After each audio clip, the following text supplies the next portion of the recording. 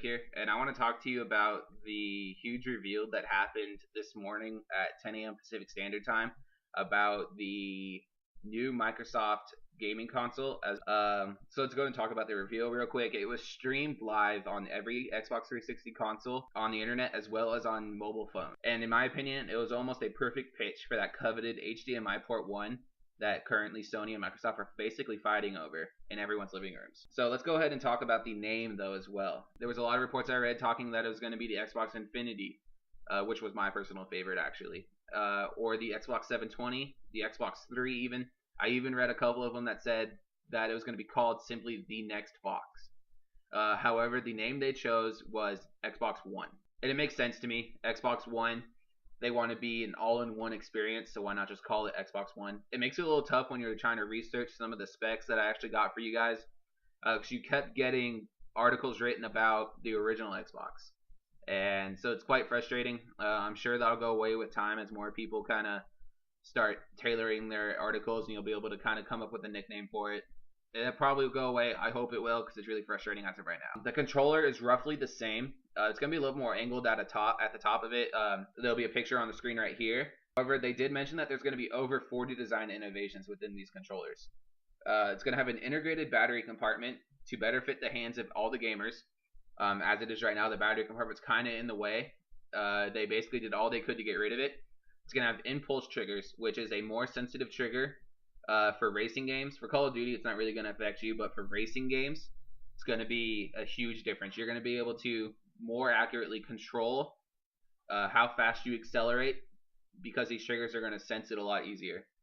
It's going to have a precision directional pad, because as it is right now in the 360, those directional pads straight up suck. You could be hitting left and it'll take you right.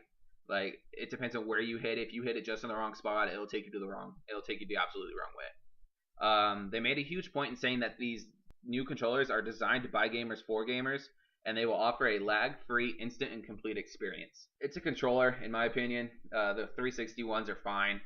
You don't really use the directional pad that much, so I don't know. I'm kind of up in the air about the new controllers. However, when it comes to the system, it looks actually pretty cool, in my opinion, considering it's the first generation of these next generation consoles. It looks sleek, it looks shiny, it looked pretty compact, it looked really big, but what can you expect when you're running the kind of specs this thing is? There'll be a picture right here as well. So when it comes to powering this new thing, you're going to have 500 gigabytes of hard drive memory. That's insane. It's going to have a Blu-ray drive, as well as HDMI in and out with USB ports. You're going to have 8 gigs of system memory. As it is right now, your current consoles, I believe, only have 1 or 2. I could be way off on that, so don't quote me on that. I didn't really do the research for that. But it's also going to run on 8-core CPUs. That there had been talk that it was only going to be 6, which would have put it way below the PS4. It being an 8-core CPU, that puts it right in line with the PS4. However, I think the other features that come along with this, in my opinion, puts it above the PS4. They can still kind of change my opinion with the PS4, because they've said they haven't revealed everything this thing can do. Both companies have said that, so I'm still kind of up in the air. I'm going to wait for E3 to make my final decision on which one I'm going to get, but I'm pretty sure I'm going to get one pretty soon. Something else that's pretty cool is the new Kinect sensor. The Kinect 2 will come with every Xbox One. The Kinect, they kind of had issues with the Kinect 1. It wasn't able to read you too well. They added more joints, making it so that the Kinect's going to be able to more easily kind of monitor your movements.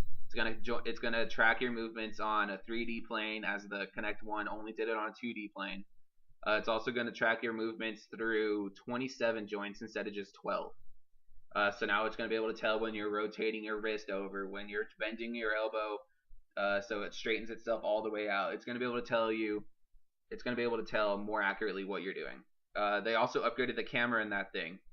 It's going to be able to broadcast in 1080p, which is as high def as you can get right now. It's also going to be so precise that it's going to be able to read your heart rate. That's insane. You're going to be able to exercise, and it's going to be able to tell by the way your neck's moving, and you can probably even see your pulse moving through your neck sometimes. It's going to be able to read your heart rate beat to within approximately, like, I think I read one article where told me it was going to be plus or minus 5 beats, and another article told me it's going to be plus or minus 1. I'm leaning towards plus or minus 5 because even using your fingers, you can't even really get that accurate. So now let's go ahead and talk about the system and the kind of benefits it gives you. They're not using this. They're not really kind of billing this as a gaming system. They're using this as an all-in-one experience system.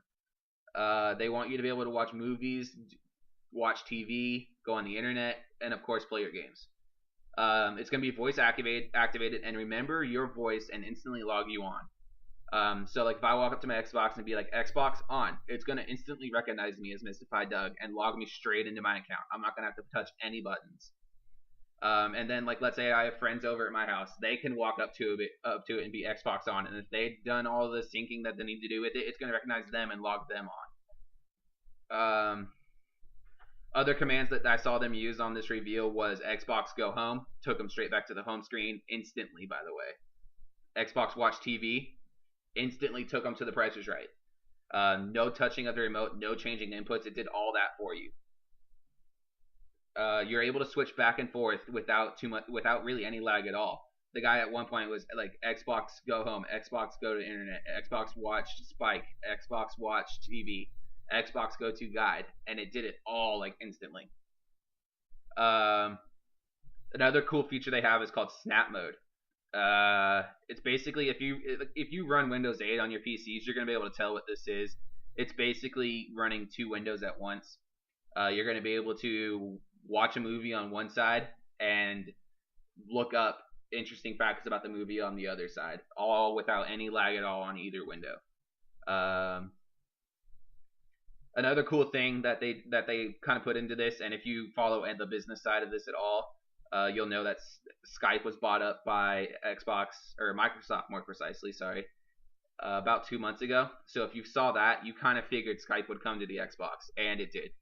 You're going to be able to make group video calls, and it's all going to be compatible in Snap Mode as well. You're going to be able to connect with ESPN using Snap Mode. You're going to be able to watch your fantasy teams. You're going to be able to look at clips from your favorite athletes. You're going to be able to watch live in-game kind of highlights. It's the amount of stuff they're doing with just TV is amazing. Like, they are really trying to push this as an all-in-one entertainment system, not just a gaming system. Another cool thing they did was the Xbox One Guide. If you use basically any sort of digital TV service provider, such as like Comcast or Dish, and you have the Guide, it's basically going to be exactly that, except for it's going to be run on your Xbox, and it's going to be able to switch you using voice commands. So you're going to be able to say, Xbox, watch Spike. It'll take you to your Spike channel, whatever it might be. You can say even something as Xbox, watch Walking Dead. It'll take you to Walking Dead. And if Walking Dead's not on, it'll tell you when it's going to be on. Another cool feature they did using this guide was the trending function. It's going to be able to tell you up to the minute what's popular, what's going on right now. They did mention that the Xbox 360 had some news, what's coming up next for it. I did a little bit of research and found that I believe they're going to take away the Microsoft point system. They're going to put in a new currency system that you can use your credit, debit, and gift cards on. That's going to be compatible against all its platforms, the Windows Store, the Windows Phone Store, and the Xbox. The new Xbox Live. It's going to be based on the same membership as today. Currently, 15,000 servers power the 360 service. And then for the Xbox One service, I almost said 720. There's going to be over 300,000 services, or 300,000 servers. That's more than the whole world's computing power in 1991, people. That is amazing. You're going to be able to have bigger matches with more players. It's going to be insane. Another quick thing is that they're bringing Halo to TV as a TV series produced by Steven Spielberg. That's just amazing. So if you guys like this video, give it a like. Comment in the sections below with your thoughts. Steven Spielberg with Halo. What the frick? Like, he produced Falling Skies, Smash, Terra Nova. I just can't wait for that. keep an eye out for E3. There's going to be more at E3 from both of those consoles. Other than that, you have a good day. Tune in this Friday for when I break down the Call of Duty Ghosts trailer. It should be pretty interesting. There's a lot of really cool stuff they talked about. So tune in this Friday. Hit subscribe so you don't forget.